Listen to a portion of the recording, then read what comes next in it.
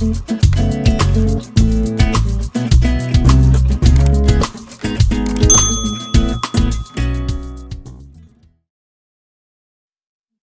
it's Melissa. Welcome back to another episode of Test Don't Guess Tuesday, where I talk about the GI map test, the #1 test on the market for deciphering your microbiome and the only test I trust for my private clients.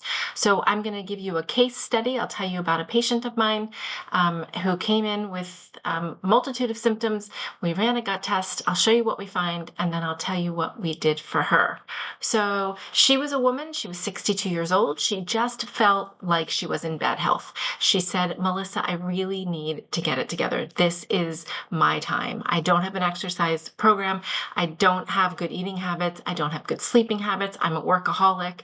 I really need to make some changes. And that, my friends, is my favorite kind of client, someone who knows they need to make changes and are ready to do the work. So the first thing we did, because she did have some GI upset, she had occasional constipation, maybe once or twice a week. She was feeling really stuck with some stomach pain.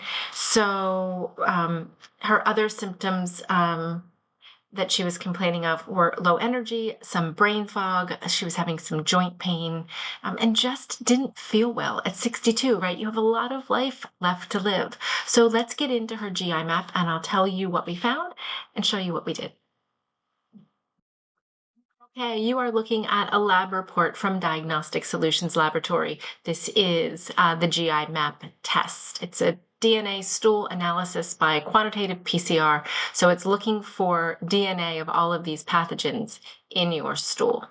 So we start here with bacterial pathogens. You'll notice on this first page that none of these have lit up. The results column is under the detectable limit, which is great news. I really only see this page light up when my clients are experiencing a lot of loose stools, but not really for constipation. So I wasn't surprised to see nothing light up on this first page. We'll go down to page 2. At the very top here, it talks about the prevalence or the presence of H. pylori. And H. pylori is a bacterial infection in the stomach. She has none of that here, so that is great news as well. The next section is the commensal and keystone bacteria. Now, this section is really important. You'll notice a lot of red flags here in the results column. What this is telling us, if you look, all of these are L's, meaning all of these levels are low. We know that these bacteria must be present in the microbiome for the body to function optimally. They all have specific jobs. So either she took some antibiotics that wiped out all of the good bacteria, her diet is not doing anything to replace them, or a little bit of both.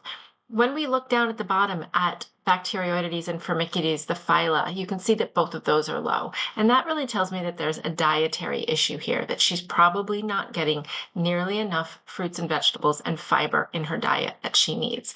And in fact, when we sat down and talked about her diet, that was very much the case. Now, she was 62. She was working very hard, trying to race towards retirement, and felt like she was grabbing a bagel and coffee for breakfast, was maybe eating a protein bar or something quick for lunch, and then dinner was usually out, entertaining, or standing at the kitchen sink eating some spaghetti out of a pot. It didn't sound very balanced, nor was it very healthy.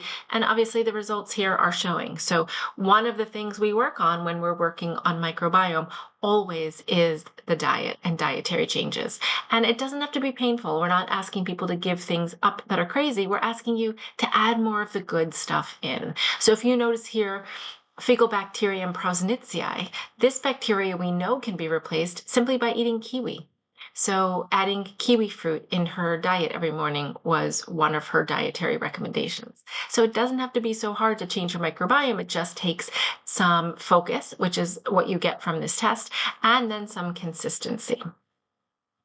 The next section is opportunistic and overgrowth microbes. And if you'll notice, we'll go down to the next section first. I like to look at these intestinal health markers before I really get into how much of a problem we've got.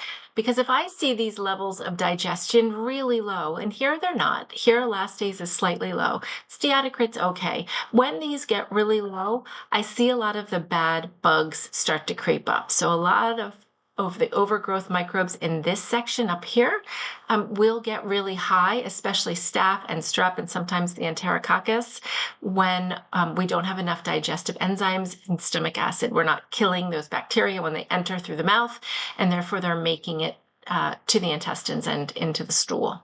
So here you notice that nothing really is lighting up, right? There are some levels of overgrowth bacteria, but nothing enough to indicate a high level or a red flag, which is great news.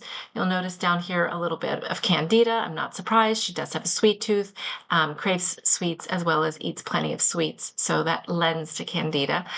And then in this section, parasites and protozoa, to be honest, we don't pick up too many parasites with this test. Here we pick up the Endolimax nana. Not going to do much damage. She didn't have any signs or symptoms of this, so this isn't something I would be worried about, but I would keep an eye on it in the follow-up testing. And then back to intestinal health markers. So we talked about these digestive health markers. Steatocrit tells me how much fat is in her stool. It's creeping up, which means it's not processing properly in the stomach. And the elastase 1 also, you'll see here, isn't so great. We want it to be higher than 200. It's just barely over 200, and that's telling me that pancreatic enzymes aren't sufficient. So we would boost with that, right? To making sure that she's getting enough digestive juice. Also, probably starting her off on a multivitamin, because B vitamins and zinc are responsible for the making of hydrochloric acid. And if you don't have the raw materials because your diet's weak, you're not going to make quite enough acid. So helping to replace that at the very beginning as she's modifying her diet can be really helpful. Secretory IgA here you see is kind of in the middle. It's actually pretty great. That's her immune response, so her gut is doing a good job.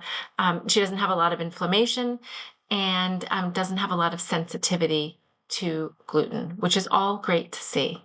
And that is the entire GI map test. It's quite a lot of information and gives us a lot to go on. So here's what we did with this client. Number one, we put her on high-dose probiotics, and there's a couple that I like, and I like to rotate through. If you've never heard me talk about probiotics, make sure that you're not taking the same probiotic month after month. We want to grow a garden of wildflowers in our intestines, and if you take the same probiotic month after month, you're growing a monocrop. So make sure you're rotating. I have a couple that I like, and I would start her. I started her on the first one. She worked through 3 different over 3 months. Enzymes with HCl were important before every meal to up her steatocrit and elastase and the function of her digestive system, along with that multivitamin. And then we really worked on diet. First, we took dairy out. We increased the amount of water she was drinking. And slowly we started with breakfast, making some changes in increasing fiber and getting her regular. There also is a component of my program for people who are constipated. We work on a separate bowel program, making sure that they have some bowel motility and regularity before we start increasing fiber, right? And then once you've got that fiber in, you've got all of the good stuff to feed your probiotics. So you've put the probiotics in, and now you're using the fiber in your diet to feed them. And she did great. After 3 months, she had made some pretty big foundational changes to her lifestyle, better sleep, making sure she was getting exercise and movement that she was committed to, and dietary changes. And she did beautifully. So that's the GI map. You can take this test for yourself. Go to digestivediscovery.com. There you can log on, take this test. There's plenty of information about how to decipher it. Of course, you can watch these videos. I talk about this week over week, and you can learn to read your own test, discover what's in your microbiome, and finally heal. Thanks for joining me. I hope to see you next week.